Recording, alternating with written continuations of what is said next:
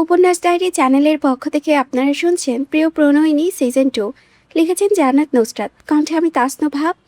পর্ব 43, অতীতের শেষাংশ। আল হামারাইন হসপিটাল। গড়ি কাটার সময় 4টা। দূর দূরান্তের মসজিদ হতে আজানের ধ্বনি প্রতিধ্বনিত হয়ে ফিরেছে। করিডোর দিয়ে চলা হুইল চেয়ারে বসা নাসির সাহেবের চোখ চঞ্চল। স্টার টাইপিং করতে চাইলেও চাইন করতে দেয়নি। মানুষগুলোর অবস্থা খুব একটা ভালো ঠেকেছে না তার নিকট। হাত পা অস্বাভাবিক রকম কাঁপছিল, তাই নিজ দায়িত্বে নিয়ে এসেছে তাদের। সৌরভী আর ইরহাম এখনো জানে না এই ব্যাপারে, তাদেরকে বলার সুযোগই পায়নি কেউই। যখনই অতর্কিত খবরটা পেয়েছে পাগলের মতো ছুটে এসেছে। 57 নম্বর কেবিনের সামনে এসে দাঁড়ালো সবাই। ইস্টার হাত বাড়িয়ে স্পর্শ করল নব। হালকা করে মোচড় দিতে গিয়ে বুঝলো তার শক্তি ক্ষয় হয়ে যাচ্ছে। জাইনের গলার স্বর পেছন থেকে ভেসে আসছে। নাজমিন বেগমকে বলছে, মেজমা প্যানিক হবেন না, রিল্যাক্স, শরীর খারাপ হয়ে যাবে, ওলবিং ওকে, জোরে শ্বাস টানুন। জাইনের কথা মতো শ্বাস টানলেন ভদ্রমহিলা। ইস্টার নিজেকে সামনে দরজা খুলতেই সাদা বেটে বসে থাকতে দেখা গেল আমিরাকে। ওকে কোটর ঘুরে গেল আলগোছে পুরো রুম জুড়ে। না কোথাও নেই নুসরাত। আবারও ভালো করে তাকালো, না নেই। তবে কি আহান মিথ্যে বলল সবাইকে? গাড় বাঁকিয়ে তাকাতেই আহান বলে উঠল, ভেতরে ঢোকো। ইস্টাদের পা আগানোর সামর্থ্য হলো না। আহান কি বুঝলো বোঝা গেল না। শার্টের হাতে গুটিয়ে নিল কোণে অবধি। যতক্ষণ ইস্টার টের পেল সে কারো বাহুর মধ্যে, ততক্ষণ এসে শূন্যে ভাসছে। আহান তাকে কোলে নিয়ে বসালো সোফার উপরে।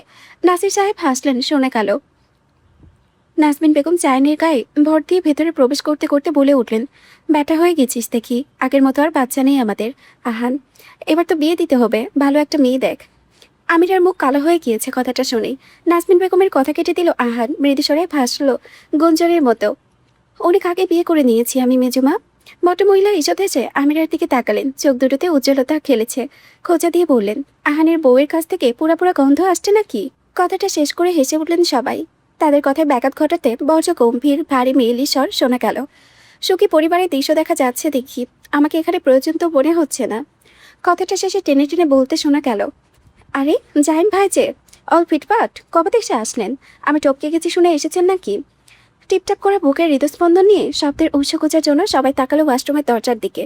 সাদা দেওয়ালে ঠেস দিয়ে দাঁড়িয়ে থাকতে দেখা গেল ফ্যাকাশে বর্ণের এক মেয়েকে। গায়ে হাসপাতালের কাপড়, ফাটা শুকনো ঠোঁট, হাতের মধ্যে ক্যানালা লাগানো, কপালে ঠোঁটের কাছে ব্যান্ডেজ করে রাখা। উঁচু নাকটা শীতের জন্য জমে গিয়ে লাল বর্ণ হয়েছে। কালো মনির নেত্রগুলো সময়ের সাথে আরও বেশি জ্বলজ্বল করে উঠেছে। ইস্টাত এক পা দুপা করে এগিয়ে গেল, নুসরাতের মুখোমুখি দাঁড়িয়ে গেল, স্পর্শ করলো। ধীরে ধীরে স্পর্শটা আরও গাঢ় হলো। গাল মুখ ঠোঁট থেকে সরে গিয়ে দাবিয়ে দিল চেহারাটা। চোখ বন্ধ করে মেয়েটা উচ্চারণ করলো, এতদিন কোথায় ছিলে তুমি? জানালেন না কেন? নুসরাত পুরো কুটরটি করলো। টু শব্দ করার আগেই তার গায়ের উপরে হামলে পড়ল ইসরাত। 2 ইঞ্চি লম্বা নুসরাতের কাঁধে হামলে পড়ে 1.5 বছরের বড় বোন। 2 হাতে আঁকড়ে ধরল মেইলি পিঠ। কান্নার স্বরে চেপে গিয়ে চেঁচানোর মতো শব্দ ভাসলো, এই কোথায় ছিলি তুই? এতদিন জানালি না কেন? আমাদের আমাদের কথা তোর একটাবারও মনে পড়েনি? আমরা তোকে ছাড়া কিভাবে থাকবো সেটা ভাবতেও তো একটা কল করতে পারতি। করলি না কেন? বল বল, করলি না কেন? ইসরাতের দেহের ভার সামলাতে গিয়ে কানালে টান পড়ে। সামান্য রক্ত উঠে যেতে দেখে সালাইনের ভেতরে জাইন এগিয়ে আসতে যাবে, নুসরাত থামিয়ে দেয় হাতের ইশারায়। বিড়বিড় করে, থাকুক, কেঁদে নিক। কান্নার চোটে ভিজে যায় নুসরাতের কাঁধ। ইসরাতকে ঠেলে আহান এসে জায়গায় করে নেয় সেখানে। ছোটবেলার মতো ভ্যাভা করে কেঁদে ফেলল। নুসরাত কপাল কুচকে চেয়ে ঠোঁট বাঁকিয়ে ভীষণ কষ্টে হাসে। কাঁধে ব্যথা পাচ্ছে ভীষণ রকম, তবুও ব্যথার ছাপ ফুটে ওঠে না মুখে। শক্ত হয়ে দাঁড়িয়ে রয়। আহানের শক্ত সামর্থ্য শরীরটা সামলাতে ছোটখাটো নারীদেহ চলে যায়। গুঙ্গিয়ে উঠে সে শটান দাঁড়িয়ে থেকে দুজনকে থামানোর বৃথা চেষ্টাই করে। পুরুষালী কান্নার মেয়েলি কান্নার ভারে পুরো রুমের পরিবেশ ভারী হয়ে ওঠে। ভাই বোনদের দিকে তাকিয়ে থাকতে থাকতে একসময় চোখ বেয়ে এক ফোঁটা নোনা জল গড়িয়ে পড়ে আমিরার। চাচাতো ভাই বোনদের ভেতরে এত মায়া মহব্বত কখনো দেখেনি মেয়েটা। নিজেও ফুপিয়ে ওঠে। আহান অভিযোগ করেছে, সবসময় গম্ভীর বিরক্তি হয়ে থাকা ছেলেটা বাচ্চাদের মতো করে চেঁচাচ্ছে, তুমি এত নিষ্ঠুর, আমাদের জানালে না কেন এখানে তুমি? আর আমি কিনা তোমার জন্য কান্না করেছি, তুমি নেই ভেবে? এই আপু। নুসরাত পিঠে হাত বুলিয়ে দেয়, শান্ত করার বৃথা চেষ্টা করে, বলে, আহান তোর বউ দেখছি। আহান সেসব কথাই কানে তুলে না। ভাই বোন দুজনে পাল্লা দিয়ে কাঁদে, চিৎকার করে পুরো কেবিন ভারী হয়ে ওঠে। জাইন এসে আহানকে টেনে সরাই, কঠোর স্বরে ধমক দেয়, পেশেন্টকে এভাবে কেঁদে কেটে তোমরা সবাই আরও বেশি অসুস্থ বানিয়ে ফেলবে, দূরে সরো সবাই। আহানকে টেনে সরালেও তার কান্না থামাতে ঘণ্টাখানিক সময় নিল। দুজনেই হেঁচকি তুলল। নুসরাত নাসির সাহেবকে জড়িয়ে ধরল, বিরক্তি মিশ্রিত স্বরে বলল, কি একটা অবস্থা করেছেন আপনি নিজের, আপা। এটা কোনো কথা হলো? কিছু হলেই আপনি নিজে চিত হয়ে পড়েন। আমাদেরও তো একটু চিত হওয়ার সুযোগ দেন। নাসির সাহেব এক হাতে মেয়ের পিঠ জড়িয়ে ধরলেন। নুসরাত অনেকক্ষণ বাবার গলা আঁকড়ে বসে রইল। বুকটা ফাঁপা ভার ছিল। গুলি খাওয়ার পর 3 দিন তার হুঁশ ছিল না। যখন জ্ঞান ফিরল তখন সবকিছু ঘোলাটে ছিল। মিনিটের জন্য হুঁশ ফিরত, আবার ঢলে পড়তো সে নিদ্রায়। আল হামারাইন হাসপাতালে রোগীর প্রাইভেসির বিষয়ে খুবই কঠোর, তাই এই খবরটা কাকপক্ষেও টের পায়নি। ইউনিমার্ট থেকে আল হামারাইনের দূরত্ব 20 মিনিটের। নুসরাতকে যখন রাস্তার পাশ থেকে তুলে নিয়ে আসা হলো তখন সে রক্তে লেপ্টে ছিল। চেহারা থেকে বোঝার জো ছিল না মানুষটাকে। সপ্তাহখানেক বেশি দিনের ট্রিটমেন্টের পর নুসরাত আজকের অবস্থায়। সে নিজে পায়ে দাঁড়িয়ে আছে, ঘাড়ে কপালের একপাশে পুড়ে গিয়েছে। বোম ব্লাস্টের শব্দটা এখনও তার কানে ভাসে। যখন গুলি তাকে এপার ওপার করে চলে গিয়েছিল, কি তীক্ষ্ণ ব্যথাটাই না হয়েছিল। অতিরিক্ত ব্যথার জন্যই জ্ঞান হারিয়েছিল সেদিন। আর নুসরাত মনে করেছিল কি সে মারা যাচ্ছে, মৃত্যু তাকে হাতছানি দিয়ে নিতে চলে এসেছে। কিন্তু না, মৃত্যু আসেনি। সেবার তাকে নিতে আজরাইল আসেনি। নুসরাত বেঁচে ছিল। এখন সে দাঁড়িয়ে আছে তার পরিবারের সামনে, প্রিয় মুখগুলোকে দেখতে পাচ্ছে। জীবনে কখনো মিরাকেল হতে দেখেনি নুসরাত, কিন্তু নিজের সাথে হতে দেখেছে। তার যেদিন পুরোপুরি জ্ঞান ফিরল সেই দিন হাউমাউ করে কেঁদেছিল পরিচিত ডক্টর আন্দ্রে ফলকো। তবতুল হয়ে চেয়েছিল তার দিকে। ভদ্রলোক কখনো দেখেননি নুসরাতকে এইভাবে, তাই অবাক চোখে দৃষ্টিপাত করেছিলেন তাকে। নুসরাতের কথা জানতে চেয়েছিলেন সৈয়দ বাড়ির সবাইকে, কিন্তু নুসরাত তাকে থামিয়ে দিয়েছিল। বলেছে বিছানায় এভাবে পড়ে থাকতে দেখলে সকলের অবস্থা আরও খারাপ হবে। তাই চেপে গিয়েছিলেন ডাক্তার আন্দ্রে। নুসরাতের শরীর খুব তাড়াতাড়ি সুস্থ হয়ে উঠেছিল, বেশি সময় নেয়নি রোগ সরিয়ে তুলতে।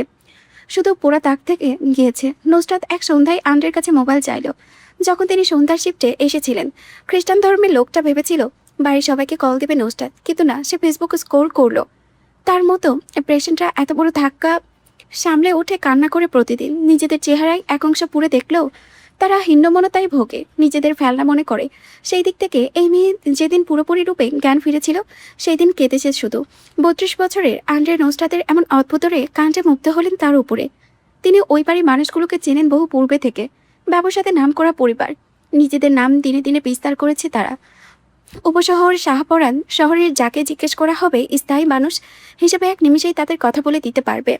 সেই বাড়ির মেয়ে মারা গিয়েছে এটা জানে না এমন লোক কমই আছে। আন্দ্রে নিজেও মনে করেছিল নুসরাত আর বেঁচে নেই, কিন্তু যখন রক্ত পরিষ্কার করা হলো, মেইলে চিরবিরে তো মুখটা বেরিয়ে আসলো, তখন ভীষণ অবাক হলো। তার চুয়াল ঝুলে পড়লো। নুসরাতের মুখটা আহত অবস্থায় তখনও হাসছে, ঠোঁটের কোণে যেন ঝুলছিল মিষ্টি হাসি। আন্দ্রে অনেকবার বলেছিল নাসির সাহেবকে জানিয়ে দিবে সংবাদটা। নুসরাত মানা করে দিয়েছিল স্পষ্ট কণ্ঠে। তাকে চূড়ান্ত পর্যায়ে আশ্চর্য করে দিয়ে বলল, কাঁদুক, একটু শোক মানাক, আমি মরে যাওয়াই, তাহলে হৃৎপিণ্ড পড়া হবে। কথা শেষ করে পাগলের মতো খিলখিল করে হেসে উঠল। গতকাল রাতে তাকে জানান আজকে যাতে জানিয়ে দেয়। আহান নামের ছেলেটাকে কল দেওয়ার পরপর যখন ছেলেটা আসলো তখন মাথার উপরে তুলে ফেলেছিল পুরো হাসপাতাল। নুসরাতকে বেডে বসতে থাকতে দেখে একবার হাসলো, একবার কাঁদলো।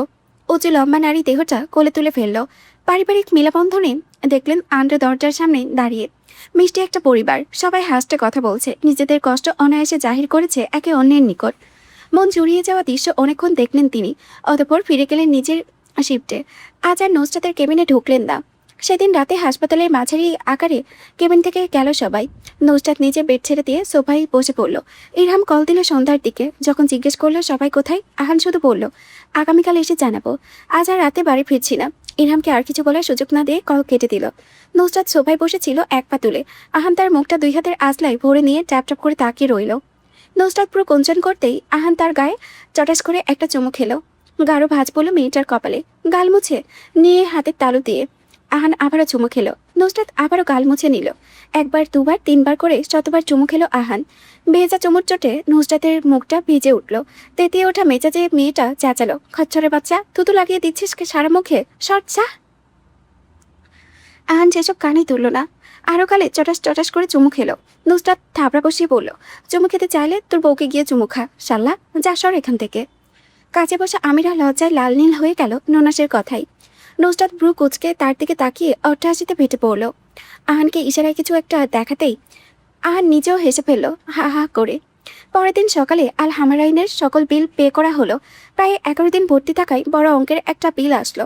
স্টার্ট কার্ড দিয়ে বিল পে করতে যাবে জানানো হলো আগে বিল পে করে দেওয়া হয়েছে। স্টার্ট আহানকে জিজ্ঞেস করলো, কিন্তু উত্তর আসলো না। সে করেনি। তাই সে আবারও রিসেপশনে ফিরে গিয়ে বলল, বিল পে তো আমাদের কেউ করেনি, ভুল হচ্ছে, একবার চেক করে দেখুন।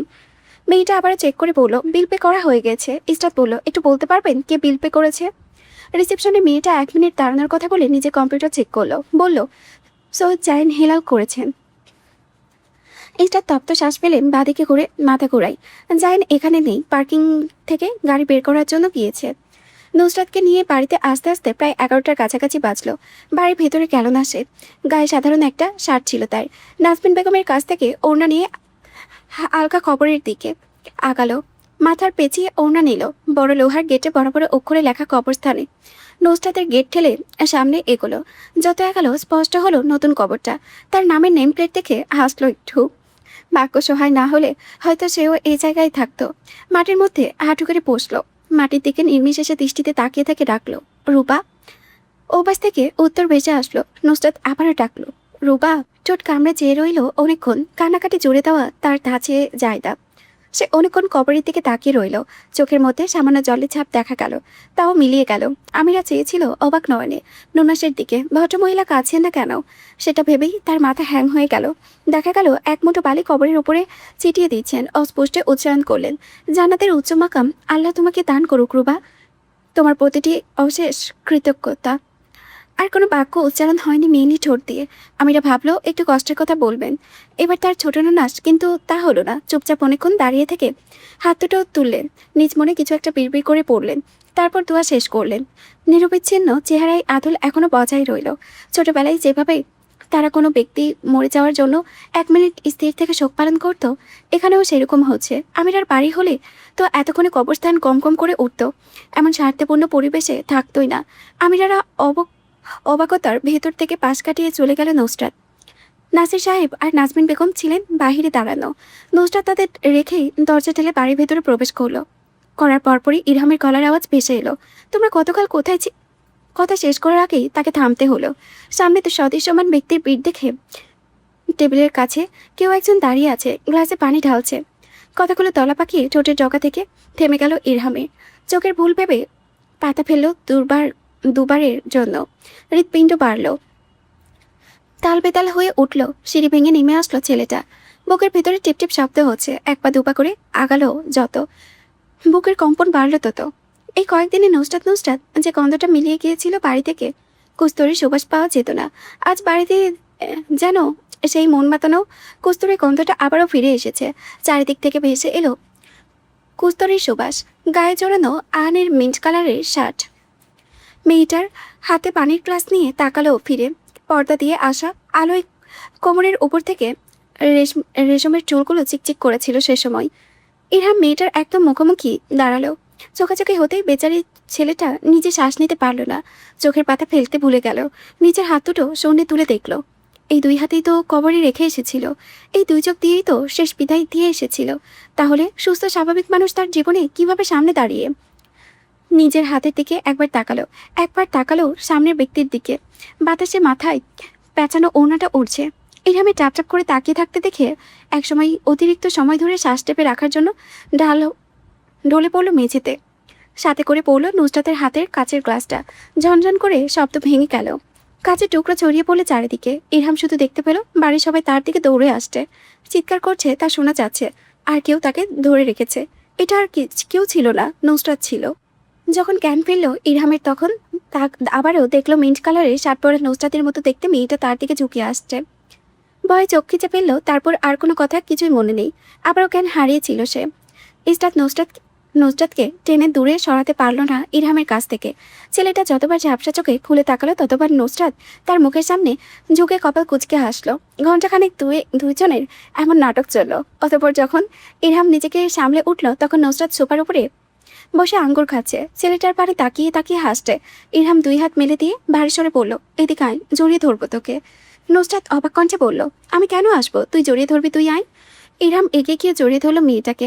নাকি সরে জিজ্ঞেস করলো, এতদিন কোথায় ছিলি? আমাদের জানালি না কেন? লাশ থেকে চিন্তা হয়ে উঠে এলি কিভাবে? নুসরাত সে কথার উত্তর দেয় না। তক্ত কণ্ঠে বলে ওঠে, তোরা সবগুলো শুধু আমি কোথায় ছিলাম এটা জানতে চাস? আমি বেঁচে আছি দেখে খুশি হসনি? ইরহামের পিঠ চাপড়ে দিল, বলল, আর কিছু জিজ্ঞেস করবো না, চাতিস না। আর একটু শক্ত করে জড়িয়ে ধরছি, ব্যথা পেলে বলিস, আরো জোরে ধরবো। জীবন প্রবাহমান, সেই জীবনে অনেক ঘটনা ঘটে যায় আমাদের চিন্তাভাবনার বাহিরে। কখনো জীবনে বয়ে আনে সুখের সাগর, কখনো বা দুঃখের পাহাড়। অনেক সময় মিরাক্কেলের মতো অনেক কিছুই ঘটে যায়। নুসরাত বাড়ি ফিরে আসার পর নিয়ম করে দুবার তাকে জড়িয়ে ধরে ভাই বোন। এতে আহ্লাদে নুসরাত ঠিক হয়ে উঠতে পারছে না। তাদের এত প্রেম দেখে তার মাথা ঘোরাচ্ছে। নাজবিন বেগম এতদিন চিৎকার ঢাকলেও নুসরাত ফিরে আসার পরও একদম চাঙ্গা হয়ে উঠেছেন। নানা রকম রান্না করে খাওয়াচ্ছেন তাকে। নাসির সাহেবের সাথে প্রতিদিন নিয়ম করে দাবা খেলে সে। সৈয়দ চয়েসে সকাল 9টায় ইরহামকে দেখা যায় এক চোখ বন্ধ করে যেতে যেতে। নুসরাত হাসে। গতকাল ওজন মেপেছিল, 50 কেজি হয়ে গিয়েছে। গাল দুটো আগের তুলনায় ফুলে ফেপে উঠেছে, চেহারার রং উজ্জ্বল হয়ে উঠেছে দিনে দিনে। বুধবার রাত ঘড়ির কাঁটায় তখন 8টা বাজছিল। আনিকার কাছ থেকে কল এসেছে জাইনের কাছে। প্রথমে কল ধরতে গিয়ে থেমে গেল জাইন, এরপর কি মনে করে কল ধরলো। কানে মোবাইলটা চেপে ধরতেই গড়গড় করে বলতে শোনা গেল আনিকাকে, জাইন ভাইয়া, আঙ্কেলকে জানিয়ে দেবেন আমি আরশকে বিয়ে করব না, দুঃখিত। জাইন বোঝানোর চেষ্টা করলো আনিকাকে, কিন্তু মেয়েটা কোনো কথাই কানে তুললো না।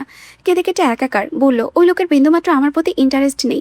আমি কিভাবে অমন লোককে বিয়ে করব? আঙ্কেলকে আমি মানা করতে পারবো না। প্লিজ আপনি না করে দেবেন। নিজের ব্যক্তিত্বের বাইরে গিয়ে একটা লোকের পেছনে আনিকা খানের মতো, আনিকা তো আর স্যাস্টার মতো পড়ে থাকতে পারবে না। আমারও তো একটা আত্মসম্মান বলতে কিছু আছে। জাইন মোবাইল নিয়ে ধরিয়ে দিল হেলাল সাহেবের কাছে। ভদ্রলোক বোঝানোর চেষ্টা করলেন বিয়ে করার জন্য। আনিকা কি রাজি হলো না, কি রাজি হলো না তা বোঝা গেল না। সেই রাতে বাড়ির সদস্যদের নিয়ে আলোচনায় বসলো জাইন। আরশকে সেই আলোচনায় রাখা হলো না। ব্রু কুচকে শুধু ছেলেটা দেখে গেল সবার লুকোচুরি। খুব একটা পাত্তা দিল না সেসবে। জাইন কোথায়, দরজা লাগিয়ে দেওয়া হলো। আমিরা ছোট সদস্য হয় তাকে নেওয়া হলো না আলোচনায়। মোমো যখন দরজা লাগাতে গেল দেখলো আরশ আর আমিরা দুইজনে দরজার বাইরে দাঁড়িয়ে আছে, চেয়ে আছে তাদের দিকে কপাল কুচকে। আমিরার মুখটা থমথমে। আরশ ভাইকে নিয়ে আলোচনা হওয়ায় তাকে নেওয়া হচ্ছে না ভেতরে। কিন্তু সে তো এই বাড়ির বউ, তাকে কেন নেওয়া হলো না? ছোট বলে কেন বের করে দিল? এত বড় অপমানের পর তার কি করা উচিত? কিছু করার নেই। থমথমে মুখটার ওপর ঘটাং করে সবাই দরজা লাগিয়ে দিল।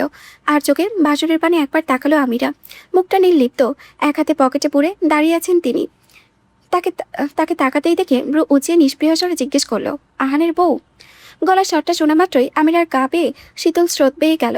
মাথা দুলিয়ে আলগোছে কেটে পড়ল ওই জায়গা থেকে। জাইনি কথা শুরু করলো, বলল, সেজন্য আলোচনা সভাটা বসিয়েছি। তার কারণ হয়তো ধরতে পারছেন না আপনারা। আমি সব খুলে বলছি। শহীদ সাহেব, সৈয়দ সাহেব নড়েচড়ে বসলেন। হেলাল সাহেব বললেন, হেয়ালি না করে সরাসরি কথা বলো জাইন। জাইন খুব একটা দীর্ঘ করলো না নিজের বক্তব্য। কথা বলা শুরু করলো। নুসরাত বেঁচে আছে। যে মেয়েটা নুসরাত ভেবেছিলাম আমরা, ওই মেয়েটা ছিল ওর বিয়ে ছিল। ও বেঁচে আছে, এটা সব থেকে বড় মিরাক্কেল। যাই হোক, আরশের সাথে আনিকার বিয়ে ঠিক হয়েছে আমরা সবাই জানি, কিন্তু আনিকা তো বিয়েটা করতে চাচ্ছে না। তাই আমি ভাবছি আরশের সাথে নুসরাতের বিয়েটা দিয়ে দিলে কেমন হয়। হেলাল সাহেব দিনামনা করলেন, ওদের তালাক হয়ে গেছে। আরও কিছু বলতে চাইলেন, তার আগে শোয়েব সাহেব থামিয়ে দিলেন। একে একে সব ঘটনা খুলে বললেন। যেহেতু লিগাল পেপার ছিল না আর সেখানে তালাকের বিষয়ে কোনো কিছুই উল্লেখ ছিল না, তাই শরীয়ত মোতাবেক তালাক হয়নি। কথা শেষ করতে পারলেন না ঝর্ণা বেগম ঝুপ করে একটা কিল বসালেন স্বামীর বাহুতে। বললেন, আগে জানালেন না কেন আমাদের এই বিষয়ে? চেপেছিলেন কেন এতদিন? শহীদ সাহেব বললেন, সময় সুযোগ হয়ে ওঠেনি, তাই বলা হয়নি। রুহানি বেগম জায়নের কথাটাই ফিরিয়ে যেতে বললেন, জায়ন আপ্পা যা বলছেন তা ঠিক। যেহেতু আরশ আপ্পা পছন্দ করে নুসরাত আম্মাকে, তাহলে এখানে দ্বিমত পোষণ করার কোনো মানে হয় না। বিয়ের আগে আরশ আপ্পা আর নুসরাতের আম্মার একবার দেখা করিয়ে দিলেই হবে। রুহানি বেগমের কথা শেষ হতেই সবাই সহমত পোষণ করলেন। শাহেদ বললেন, 1 মিনিট, মেজো ভাই রাজি হবেন? ওনার তো মত নিতে হবে। জাইন বলল, আমি মত নিয়ে নিব, চিন্তা করার কোনো কারণ নেই এই বিষয়ে। আহার নিজের কথা রাখলো এবার। ছোট ভাইয়া যেহেতু জানে না, তাহলে তাকে জানানোর দরকার নেই। আম্মুর কথা মতো তাদের দেখা করিয়ে দিব আগামীকাল। সবাই নিজেদের মধ্যে অনেক কথা বলল বিয়ে নিয়ে। হেলাল সাহেব টু শব্দটি করলেন না। মিটিং শেষে একে একে বের হয়ে সবার মুখ দেখা গেল উৎফুল্ল, কিন্তু শুধু হেলাল সাহেবের মুখটা গোমরা। মুখ কুচকে স্ত্রীকে বললেন, তুমি জানতে নাসিরের মেয়েটা বেঁচে আছে? লিপি বেগম মাথা তুলালেন নীরবে। হেলাল সাহেব কিছুটা হতাশ হলেও কিছু বললেন না। তিনি এই জীবনে স্বার্থপর হয়েছেন শুধু নিজের সন্তানদের জন্য। কে স্বার্থপর না নিজের সন্তানের বেলায়? সে তো একজন পিতা, সেজন্যই তো আজ সবার কাছে খারাপ, নিজের ছেলেদের কাছেও খারাপ। এবার আর তিনি নিজের মন মর্জি কিছুই করবেন না, সব ছেড়ে দিবেন আল্লাহর ওপরে। যা হবে দেখা যাবে। একটা বাক্য বাই করবেন না, যাই হোক না কেন দেখা যাবে। বৃষ্টি স্নান বৃহস্পতিবার সকাল, ঘড়ি কাটায় বাজছে সন্ধ্যা 6টা। বিছানার ওপরে শুয়ে আপেল খাচ্ছিল নুসরাত। দলবল বেঁধে ইস্টাদ, আহান, ইরহাম, সৌরভী, মোমোকে আসমিক তার রুমে প্রবেশ করতে দেখা গেল। নুসরাত উঠে বসার পূর্বেই গদাগদি করে সকলেই জায়গা দখল করে নিল নিজেদের। ধরাম ধরাম করে এসে বসলো সবাই। বিছানাটা এত ভারে সামান্য নড়ে উঠল। নুসরাত নিজের হাতের খাবারগুলো আলগোছে লুকিয়ে ফেলার চেষ্টা করলো। তার পূর্বেই সেগুলো কেড়ে নিয়ে মুখে ঢুকিয়ে নিল সবাই গপাগপ। নুসরাত উঠে বসতে বসতে চুলগুলো বান করে ঢিলে করে কয়েক কাছে চুল কপালে মুখে মুখে ঘাড়ে পড়ে রইল। দুই পা দুটো সৌরভী আর আমিরাকে বসার জায়গা করে দিল। আমিরার বিস্ময়ে ভরপুর চেহারাটা দেখে সৌরভী বলল, এরা এমনই করে? এত অবাক হওয়ার কিছু নেই, বসো তুমি। আমিরা মাথা দুলিয়ে আলগোছে বসে গেল। নুসরাত জিজ্ঞেস করলো, সন্ধ্যাবেলায় আমার রুমে কি চাই? ইরহাম কথা মেলালো ধীরে ধীরে স্থিরে। বলল, মেজো বাবার অবস্থা তো তুই দেখছিস। গম্ভীর মুখটা কুঁচকে গেল। বলল, সে তো প্রতিদিন দেখছি আব্বার অবস্থার আগের তুলনায় মাছ বেটার। তো কি হয়েছে? এই হালে করবি না ইরহাম আমার সাথে? সরাসরি কথা বল, না হলে ভাগ। ইস্টাত নিজের কানের পেছনে খুলে রাখা ভিজে চুলগুলো গুজে ফেললো। বলল, আপু যাচ্ছে তোকে বিয়ে দিতে। নুসরাত ঠাট্টা করে হেসে উঠল। নাকের ডগায় চুলকে বলে উঠল, আমার বিয়ে? মোমো মাথা দুলালো। ইরহাম বলল, মেজো বাবা যাচ্ছেন তোর বিয়ে দিতে। উনি ঠিক করেছেন আগামীকাল তোর বিয়ে দিবে। ছেলে ভালো, পারিবারিক ব্যাকগ্রাউন্ড ভালো, নিজের ব্যবসা আছে। আর নুসরাত থামিয়ে দিল, আঙ্গুল তুলে বলল, আমি ছেলে বায়োডাটা শুনতে চাইনি ইরহাম। আমার বিয়ে ঠিক করেছে, আমি জানি না সেটা। বিষয়টা জোকস মনে হচ্ছে না? তাচ্ছিল্য করে হেসে উঠল নুসরাত। আমিরা বিছানা থেকে উঠে গেল। যদি ভাই বোনের হাতাপাই লেগে যায়, সে ভর্তা হয়ে যাবে এদের মাঝে। সৌরভীও উঠে দাঁড়ালো। বলল, তোকে জানানো হয়নি কোথায় নুসরাত? মাত্র তো জানিয়ে দেওয়া হলো। নুসরাত তাকালে সৌরভীর দিকে। বলল, সৌরভী, আমার লাইফের বড় একটা সিদ্ধান্ত নিচ্ছে তারা। তাদের উচিত ছিল না আমাকে এই বিষয়ে অবগত করার? আমাকে জানানো? তারা কি করলো? আমার মতামতের কোনো মূল্য না দিয়েই বিয়ে ঠিক করে ফেললো। Nice bro, Bravo. আমি এখানে বসে কি করছি? আমিরা মিনমিনিয়ে বলে উঠল, ছোট মুখে বড় কথা বলছি আপু। আপনি চাইলে বিয়েতে মানা করে দিতেই পারেন। এতে কিন্তু মেজো বাবার অসম্মান হবে। ওনার শরীরের এখন যা অবস্থা, আরও বেশি অবনতি হবে। আমি আপনাকে দোষ দিতে চাচ্ছি না, কিন্তু প্র্যাকটিক্যালি দেখলে আপনি এর জন্য দোষী হবেন। আমার কথার কোনো ভুল ত্রুটি থাকলে আমি দুঃখিত। আমিরা বুঝতে পারলো মেইলি কালো বলয়ের শীতল চোখগুলো তার দিকে তীক্ষ্ণ দৃষ্টিপাত করেছে। মেয়েটা নিমিষায় গুটিয়ে নিল নিজেকে। নুসরাত দীর্ঘশ্বাস পেল। সৌরভী আর আমিরার দিকে তাকিয়ে বলল, ইমোশনাল ব্ল্যাকমেল করতেছো আমাকে সবসময়? আমি কেন হব সবার ব্ল্যাকমেলের বস্তু? সোজা কথা, আমি বিয়ে করব না। ইরহাম ধমকে উঠল, কেন বিয়ে করবি না? কার জন্য বসে থাকবি? নুসরাত বাক্য উচ্চারণ করল না। ইরহাম চেঁচিয়ে উঠল, গলার কাছে রক দপদপ করেছে তার। আরশ ভাইয়ের জন্য যে বিয়ে করে নিচ্ছে আনিকাকে? নুসরাত অবাক কণ্ঠে জিজ্ঞেস করলো, বিয়ে করে নিচ্ছে? ইসরাত জিভ দিয়ে ঠোঁট ভিজিয়ে নিল। বলল, আরশ ভাইয়ের বিয়ে আগামীকাল আনিকার সাথে। নুসরাত তাকিয়ে রইল ভাই বোনের দিকে অমিন এসে। যান্ত্রিক কণ্ঠে শুধালো, আমাকে জানালেন না কেন? কবে বিয়ে ঠিক হয়েছে? শীতল স্বরটা আরও বেশি শীতল হয়ে গেল। নুসরাত চেঁচিয়ে উঠল, এতদিন যাবত এই বিষয়ে আমাকে অবগত করা হয়নি কেন? কেউ কোনো প্রশ্নের উত্তর দিল না। রাগে ফেটে পড়ল সে। মুখ লাল হতে দেখে সবাই একে একে বেরিয়ে যেতে লাগলো। আহান দরজার কাছে গিয়ে ঠোঁট কামড়ে হাসি দিল। বলল, আপু, তোমার বিয়ে টাকলা একটা ব্যাটার সাথে ঠিক হয়েছে। ব্যবসায়িক মানুষ, বুঝতেই তো পারছো। পেট এই মোটা, প্রেগনেন্ট মহিলাদের মতো লাগে। আমি তো প্রথমে দেখে সন্তান সম্ভবা মহিলা ভেবেছিলাম। যাই হোক, তুমি রাজি হও বা না হও, মেজো বাবা তোমার বিয়ে দেবে।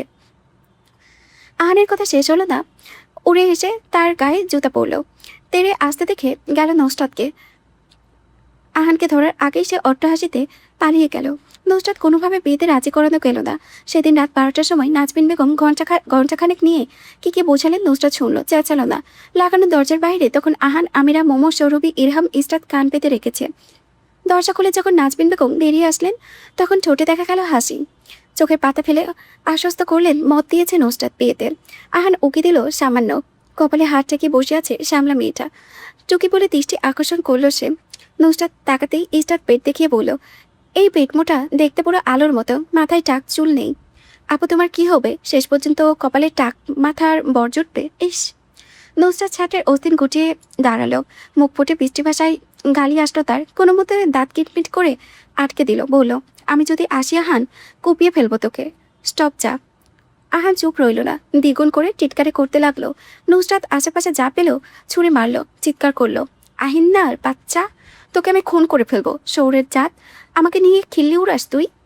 আহান অট্টহাসিতে হেসে দৌড়ে দিল। তার পেছনে পেছনে টিলাটোলা শার্ট পরে নুসরাতকেও দৌড়াতে দেখা গেল। হাতের মধ্যে কালো স্লিপার।